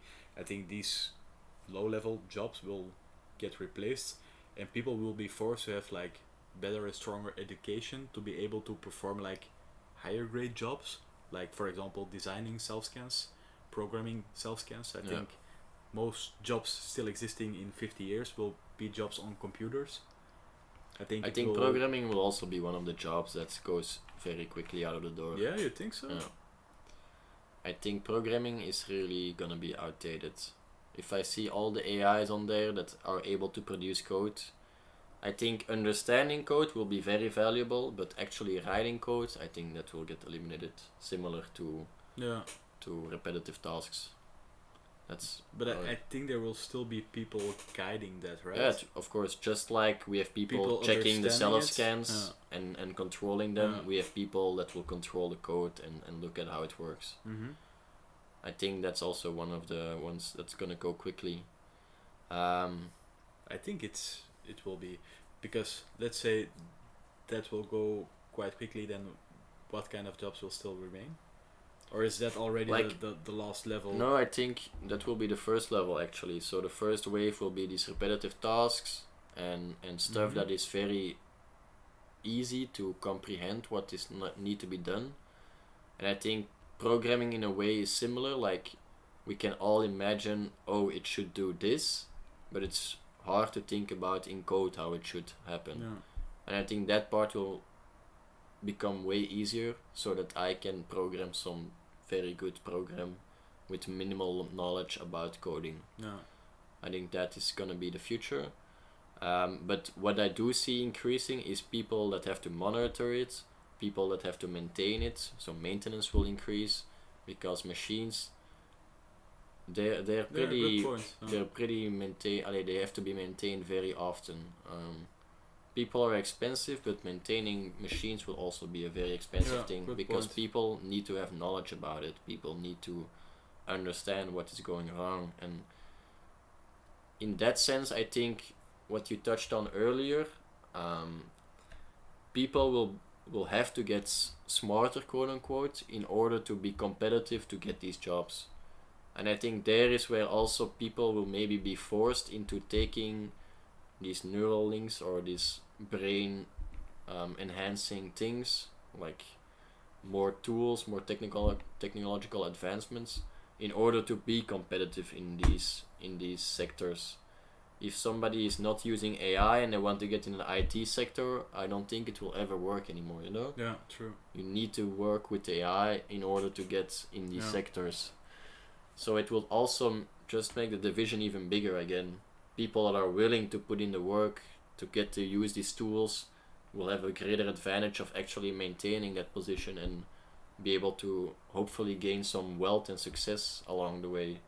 People that are not willing to change in this direction will just get ostracized, and there will not be enough jobs for them available, quite frankly. I don't think it's gonna dumb down. There's not gonna be dumbed down jobs, to be honest. Like, I hope so that they all find a job, but in reality I think a lot of people will lose their job and actually get displaced to areas where there is less technological advancements and where there's more need for humans again. Yeah, good point. So perhaps we see an emigration from Belgium in a few years, you know, like people that don't find any jobs anymore. I think it's already happening on some levels. I'm not sure, it's just my feeling. But I think at some levels people are already thinking about, maybe I should go to Portugal or something because I'm not finding the jobs anymore here that I used to find. I don't know. Yeah. I have no... I think also... No evidence for that. To touch upon, and then practically in Belgium, I think also the incentive to the evolutionary pressure is also just gone, you know? Also with the whole social system, sociale vangnet, you know, like even if I don't have a job, I will still survive. So I'm not completely agreeing with people immigrating from to away. other countries away, because if I still can, they still can get food, quite good food, huh? They still can go, do you have like voedselbank, etc. Life expectancy of the lowest earning people is substantially lower, I think. Yeah, okay, but is it caused mainly by the food they're eating or by the decisions lifestyle? I think the lifestyle. Making? Yeah. But I think that will get worse. Just as we were talking about, maybe they are plugged into the VR the whole day. I think it will decrease their life expectancy, like and they will become less competitive to get their genes out. Yeah. And at some point we might actually wash them away in some sense, like everybody that is not actively contributing to society should not be able to reproduce or whatever. It's very radical of me to say, but I think that's is kind of the idea set of what is gonna happen. It's like an ideology that we are not enforcing, but we're like subconsciously working towards, you know. Yeah. And I think that's just gonna be reality. People are gonna be displaced, just as with global warming. People are gonna be displaced, and the world is just gonna be more selfish. I think people are gonna be more interested in their own benefits, in their own care, in their own entertainment, in their own knowledge, in their own skills, because that's the only way you're gonna stay afloat. I think if you share too much of what you think and know, people will be able to do it maybe better than you, and then your job gets taken. Yeah, good point. So yeah, that's why I think entertainment will be the future. I think a lot of people will be able to make money with entertainment, content creation, teaching people stuff. I think those are going to be very valuable things in the future. Okay. That's maybe a bit doomsday thinking of me, but I think Matrix is not that far off of how we're gonna evolve. You know, like there's gonna be an elite alien kind of organism that controls everything, and then we're gonna have pods of humans just living their life, just living, nothing more. They're living maybe in the real life, just eating the lowest tier of food, getting the lowest tier of comfort, lowest tier of experiences around them, and they might go in the virtual reality to escape all this, but then it's just gonna be the elites making decisions, still getting all the money, the things they want, the high quality stuff, and it's just gonna be a bigger division. At some point they might even become aliens compared to what the humans that are living in the VR are, because they're so cyborged by technology and stuff. I think that's actually how it's gonna happen. It's maybe a bit good hypothesis. Maybe doomsday thinking. Yeah, couldn't tell. I think nobody can. I think it will be. However you imagine it, it will be different. Yeah, definitely.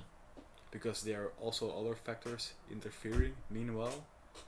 So this job thing, evolution with people losing their jobs, it will go hand in hand with maybe some climatological movement or change, and then that will interfere and like. Yeah, true. Meanwhile, Elon is bringing people to Mars and like new society, and like I think there's so much things. So much aspects. Yeah.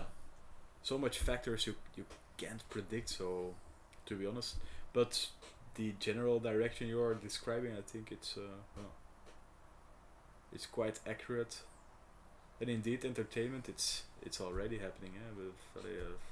I'm already looking at people living much cooler lives than I do. Every day, and I'm just supporting it. For real. And that's why I think the VR is very cool, but also very dangerous. Like, I see how addictive like one little screen is. Imagine the screen is your world. You know? You don't want to go out of it anymore.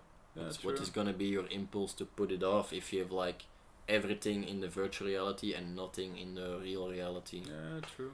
Why would you even live in the real reality? Yeah, true. So yeah, maybe that's a very good pessimistic note to end the stream on. Unless you really want to talk about something else, or have any other things you want to talk about with me, or like have interesting perceptions. I think you described it quite well. Or something else, if you want to say like, hey, I want to know what you think about this topic. Shoot. What time is it? It's 8:30. Okay, let's do then one more quick topic. And all right, we'll wrap up. One you choose, or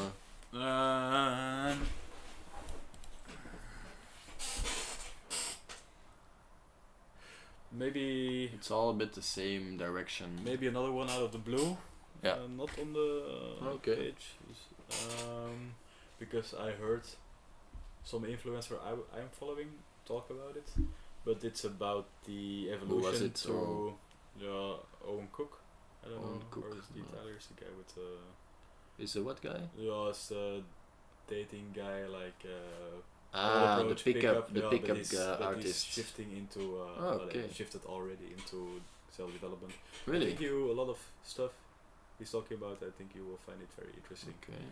I also was a lot not of similarities with the I was not in vibe with the pickup thing completely, but I like the way he's going. Yeah, he still brings up sometimes some of this stuff, but generally speaking, it's really good content. What was his name? I'll type it. Owen Cook. Owen Cook, like this? Yeah. No, it's CK. CK. Oh, shit. But he's talking, for example, about safetyism. The fact that... Sorry, safetyism? Safetyism, it's like a terminology. Everything is going into more safe than the thing. I sent it to you, like maybe we should talk about this. The self-driving cars, the natural bird giving thing. The fact that self-driving cars, that will be the norm, because driving a car yourself will be too dangerous and not safe anymore. So that a lot of things will be out of our control. Giving birth, that the future of giving birth will be like completely out of a woman. Yeah. Not physically bound to a woman, indeed. Okay. And that giving birth naturally will even be considered taboo because it's dangerous and you can die from it, and the child has a higher chance of dying when given birth to naturally. So like the whole evolution into everything needs to be safe. So safe that in the end a lot of these things are out of our control and taking away from us, so that our life will be very, very basic and very, very confined into boundaries. Okay, I believe that holds very true. He's also talking about the fact that initially, let's say with a self-driving car, there will be like some video of a self-driving car like driving over like a small child or something. It will get blown up. Yeah, it's already been blown up. Yeah. Exactly. Then there will be like some counteracting, and then but eventually. And what aspect you want to talk about safetyism, or just that we're moving in that direction? Yeah, just if it is the right direction to get. I think it's similar to immigration for me. Like right and wrong is very difficult to ascribe to certain movements, I would say. They're happening either way, if we like it or not. I think that's maybe. But you wanted to add something? Probably, indeed. Probably the self-driving car, it's inevitable. Yeah. And indeed, if you think about it, driving a car yourself. Yeah, it is dangerous, right? It's actually the most dangerous mode of transportation for humans. Yeah. People think airplanes or whatever. No, it's cars. Like. Yeah, definitely. We have like super much more deaths with car accidents than and I think it might only increase with us addicted to the phone so much. I think like, and they are now already pressing like fines and stuff. Like, okay, if you look at your phone and police come and see it, and you have to pay like a €250 fine. They're already trying to decrease it, but I think driving cars, it will get even more dangerous. I think people will become completely on the phone and like looking only once or twice. Yeah, or like on the Tesla now, they put on a movie on the right side, and they're just watching the movie while driving or something. But I think the self-driving cars, I have no argument against it. That it would be. No, I think so. Yeah. Also for like traffic and stuff, like traffic-wise. Everybody accelerates at the same time, deaccelerates at the same time. It's just way more logical to have self-driving cars. And then with the natural birthing, I don't know what my opinion about it is. You mean like if it's a good thing or a bad thing, or? Yeah, if it's a good thing or a bad thing. I think if you look at it, it's a good thing. Also, when you look at, it's maybe too far out of the box, but that the fact that a woman can take like 2 months off from work just being able to give birth and like the first stages of. Yeah. I think that will be completely be replaced with scrapped. Giving birth, like I think giving birth in the future, in the long future, will just be like selecting maybe from your own DNA or different DNA, combining it, and then growing it. You think we're gonna be like an adoption family kind of thing, like yeah. Or I at want, least I want these genes, and then I'll take this baby and at least selecting the best possible scenario from our own genes. I think that will definitely, or at least in the better proportion of that you can say like, okay, the father has these kind of genes, the mother these kind of genes. I want this one with that one with that. Yeah, something like that indeed. But then like let's say a top percentage from both parents, and then you can combine these genes. Because I think they're already screening for, like, for example, Down syndrome. It's something they can detect already. They can like warn you at a very early stage. I think they can already screen it before you're legally not able to abort anymore. So exactly. So it's already. So you can screen it. You can say, your son or child has Down syndrome, and then you can still able to choose to abort it. Yeah, exactly. Which is pretty fucked in a way, but I guess that's how we're just evolving. Yeah. And you think are you scared of it, or you think it's not the best way, or what do you want to talk about that?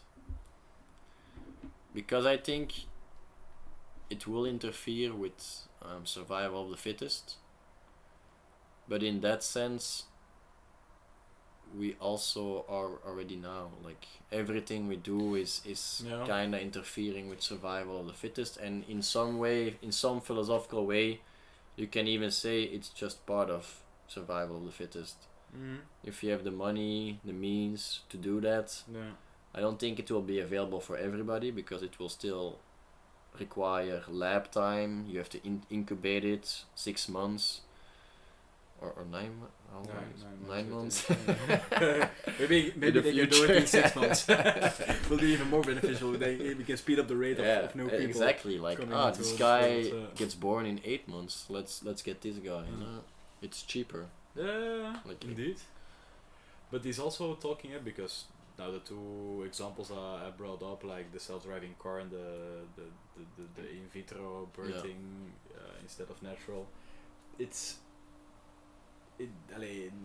first impression for me, these things are still positive.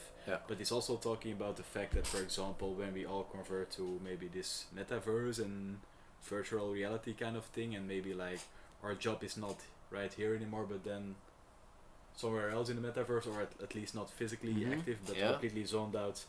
That you controlling robots or something at the plant or something. It will also be irresponsible to not be there and like be in reality, and then like be able to hurt yourself or do stuff like that, you know? That it will be dangerous not to put on the glasses and be zoned out, but being alive, because you can get sick if you go outside. It's very true. Get hit by a self-driving car if you go outside. I get that. No, I get that. That's indeed very good arguments for why it's gonna happen. Yeah, it's the complete evolution of us confining everything just to be safe and be safer, and that it's not necessarily positive in the long run. I think it's very difficult to say if it's good or bad in the long run, because would you say penicillin is a good thing or a bad thing? Definitely a good thing, right? Yes, but it does make us weaker overall, because our immune system doesn't have to fight it itself. True. I think confinements are necessary, like getting safer methods of working, of transporting, of giving birth. It's bound to happen. Everybody's looking for less ways and more safe ways, because that's where people want to pay money for. If you don't have to pay for your worker leaving for parent vacation, or you don't have to pay for your worker being physically present, you can charge them less, because it's an easier job to do. It requires less, especially those dangerous jobs in oil drilling platforms. they pay like crazy amounts of money to go lashing underwater there, and if that is replaced like with a robot and somebody from their couch, it's gonna 100% be invested in. Yeah. So I think that way it is kind of inevitable. Is it nice? I don't know. Like, we're gonna evolve to more metaverse things. Yeah. And just like the question before, the rich people are gonna be able to have the highest quality of life, and that's just gonna be more apparent, more realistic, and more. Yeah, it's gonna just be how it is, I guess. I don't know what to say about it actually. It's just. Yeah. We're gonna get more safe for the general people, and who's gonna benefit from it? That's the rich people who invented that system to get safe. Yeah. So yeah, he's not wrong. I think he's very right to say that we're going to a safetyism. What was it? Safetyism. Terminology he uses. Yeah. You should definitely look up. Really I wrote it down because I'm looking for new people or new other podcasters. It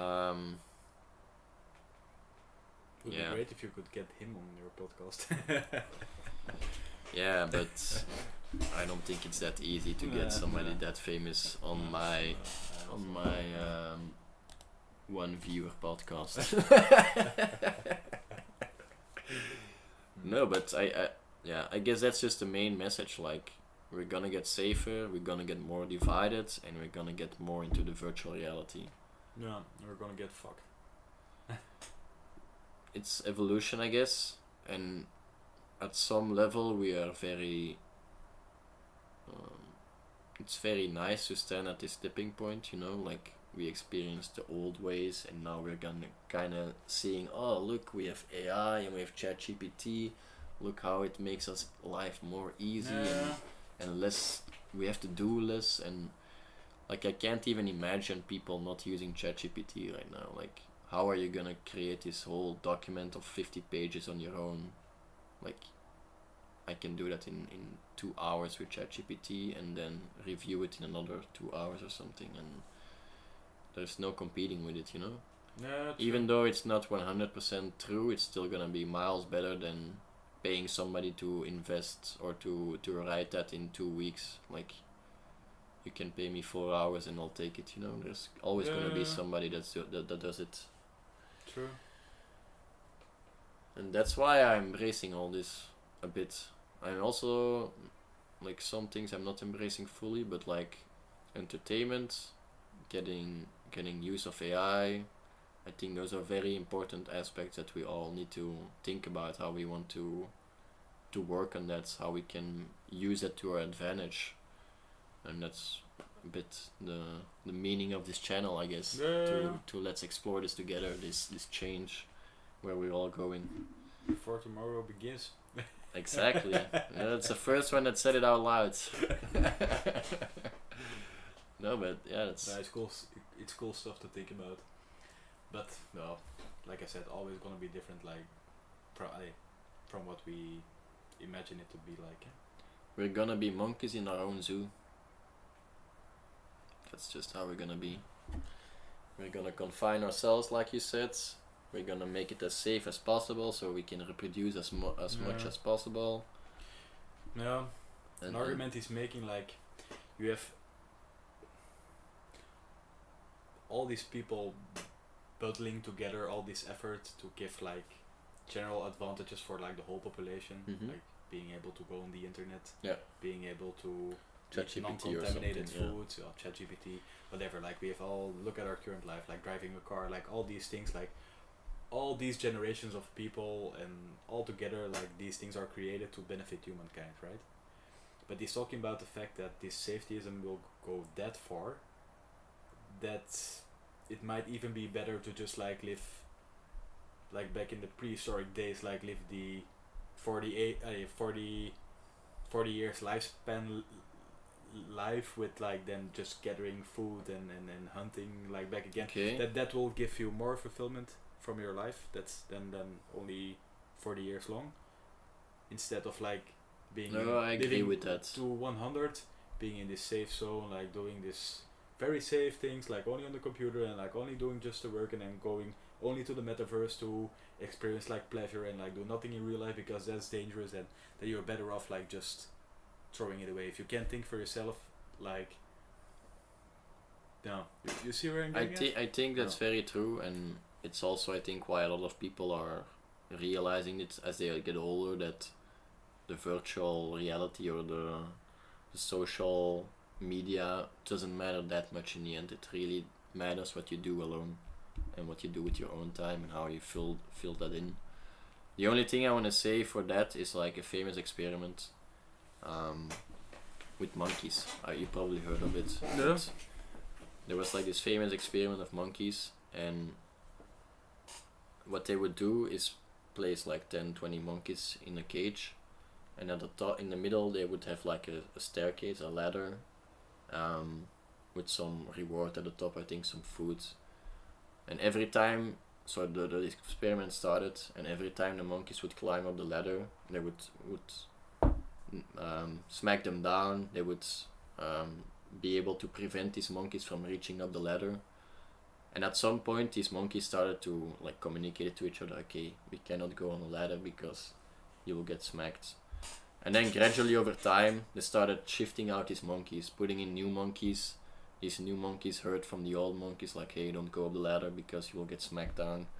And eventually, all the monkeys were replaced, but none of the monkeys knew why they couldn't go up the ladder. They all heard about these things. They all thought about, I should not go up this ladder. And that's, I think, what's gonna happen. Some people will realize why you should care about the old way. They get replaced. New people come in. They hear from, you should do the old way. And at some point, it's gonna get faked out. Like this message is gonna get lost, and nobody realize why we are living in this confined box. Like it's just gonna be normal. Yeah. And I think that's just how it's gonna be. Like people will not realize what's on top of the ladder, the reward that there is there to go there, because they always heard it was impossible to go there. Yeah, true. That's a very good analogy. That's a bit how I see most of the things, especially with like virtual reality and social media. Like we all get smacked down so much on certain aspects that we don't, like, who is willing to share bad experience on the social media? Nobody, because it always gets this connotation of, oh, you're looking for attention, or why would you share that? Nobody has any benefit from it. And that's also part of why I'm trying to share these moments with everybody. Like, there is no real smackdown that's happening. We just tell each other we should not do it because it has no value. But who knows what value it holds? And that's, I think, a lot of things. We all are monkeys, learn to behave and act certain ways, but we actually are too afraid to climb up the ladder sometimes. And that's just going to be exaggerated as we get older. People are going to be more afraid of the old ways of going back to dangerous society, because it's how you can hurt yourself and how you might die earlier. And people will smack each other like, you should not do that, because you should just live in your box and be happy, and you have everything around you. You can put on these glasses and you will have everything you want. True. Why would you want to go outside and chop wood and maybe chop off your leg? There's no reason for that. Yeah, true. And in that way, he's definitely right. Engaged to try new things because there is no benefit in. They don't see the benefit in it, and I think it's a very good message what he's portraying, because it's like a wood chopper now. People are like, why would you want to be a wood chopper? You can be all these cool things. Why would you want to be a wood chopper? And then that gets smacked down, and I think that's that's why Owen Cook has very much value, I think, because he realized, like, okay, this zone where we're going to is not gonna be fulfilling for all the needs we have right now, but also it's also kind of difficult to know what needs we will have in the future. But I'm just saying, like, I feel a lot of these things are us being monkeys around the ladder that we don't try to climb because we don't know why. True. We just know we can't climb the ladder. So I think maybe that's a good story to end the podcast. What do you think? Yeah, indeed. So don't climb the ladder. No, I'm just kidding. Climb the ladder and find out yourself what's on top, Yeah, climb the ladder. Yeah. literally, figuratively, whatever you want to take it. Yeah, but if you look at it, it's like last thing, and then we'll wrap up. But a lot of my opinions, a lot of my thoughts, aren't they already somebody else's? Right? Yeah, that's what I mean. Like all our perceptions Even of social media and how we should behave and act are already very much. I don't know. There's a term for it, but like uniformized. And we don't really know why, but we kind of know that we are not supposed to do that. Yeah. Because also this Owen Cook guy I brought up, a lot of the things he's saying is they're also coming from books. It's always referencing books and like you should read this one and that one, and a lot of his ideas are not exactly his. But ideas. I think it takes like fractions and like mix it up and then like have this own, but like how many of our thoughts are actually our own, right? Yeah, but you can reference or like you can put like everything we think or say in that perspective. There are a few things, except for real experiences, that we share unique messages. I think 80% of our messaging or conveying, even what we talked about today, there is not much that we personally experience, you know? It's all preconceived thoughts and ideas that we have, that we heard from other people, that we mush together. Just like the monkeys, we heard from somebody else, should not climb up the ladder. We mushed it together with our perceptives. You should not climb up the ladder. And now we're saying that to others. And that's a bit how every idea goes indeed. So I don't think it's bad that you take ideas or perceptives of other people. I think the only thing that matters more is actually things you experience yourself. You should not jump off the building. Probably still holds true till today. Unless you're augmented, you know, who knows? Maybe if you're like very light augmented and you can fly like by jumping off, then he would not understand why we would not jump off, you know? Yeah, true. The first jumper would be like, hey, I can fly. And then after a few generations, the jumpers will be like why would you not jump off? Like, you can fly, right? There's also like a similar experiments with like flies when they confine them in a pot, in a glass jar. In fact, they confine them in this glass jar, and then there are like a few generations of the flies, and then they take off the lid, and then the flies they don't fly out anymore. Because they're like, this is too new for I don't know if it's true, but I heard it somewhere. But like, no, I can imagine that. Yeah, but there are like a lot of experiments I think this way, and quite everybody's frankly, telling me I have to go to work tomorrow, but maybe I should just not. Yeah, go. why do you have to go? Hey, they told me I should go because otherwise I would get fired. But like, maybe it's not true. I think you can try it. No, but I think that's why it's most important to share our own experiences, things we experience ourselves. Like, okay, I've been smoking all day for 5 years or something. Maybe it is not the best way to go, you know, and I want to share that message to others also. So such things that you experience yourself, we should all advocate for that. Yeah, true. Like if you know this route is not working for yourself, say that to others. Like, okay, it's not working because I ran into these problems and it didn't make me happy. So now I'm trying this. But on the other hand, people are stubborn and they want to find out. Yeah, they want to find out themselves, but that's. I think some things you should find out yourself too. Definitely. But that's also gonna decrease, you know. People are just gonna rely more on what they know from the internet, and that's why I think sharing own experiences will be very valuable also. Talking about it like we are doing, we're just sharing what we think and know, and some of it is actually based upon things we experienced. Other things are just cocktails of ideas and conceptions made by others that we try to make our own. Yeah, true. Doesn't make it wrong, but I think there is more value in things we experienced firsthand. That's just what I think. Just like a woodchopper saying that he feels fulfilled because he chops wood. It's something we maybe not can comprehend. Yeah, true. But if we hear it enough, maybe we're like, I should try wood chopping maybe. No, no job opportunities. Chopping wood. It's back in the old days.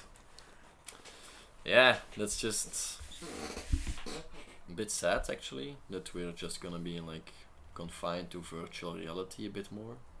But no, true. I guess No. we don't have to be the monkey. True. You have to get to the elite class. The elite class, that would be so pretentious, like all these people thinking like, oh, I'm above you, and then you're like there. I don't think they necessarily think that. I think they're just living cool lives and they're just if the gap gets bigger, I think they definitely will have like an ego thing. Won't understand, right? They will just say like, "What the fuck are all these people doing this VR thing, and we are living a real life?" And then what these people doing the VR thing, they're just like so dumbed down eventually that they eating the shitty food. Yeah, but I think like people are, especially with AI and brain computer interfaces, people will be like understanding like, okay, if you don't have this interface, like obviously that you cannot join us, you know, like that's the minimum requirement to be able to talk to us or something. Like I said with the telepathic thing. No. Maybe they're like, okay, if you cannot talk telepathically to me. Thing is actually, if you like really chip, then it's quite easy. I think it's quite easy to eliminate and just eliminate like all vocal. Yeah. And why would you need a mouth? You true. Just plug in some food. No. Just like this, no mouth.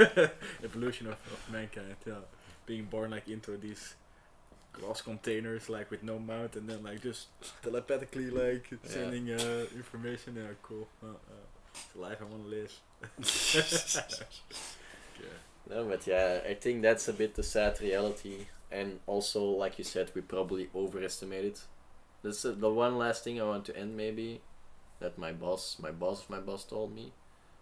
Like every technological advancement, everything that happens, we always overestimate the impact it has on the short term and underestimate the impact it has on the long term.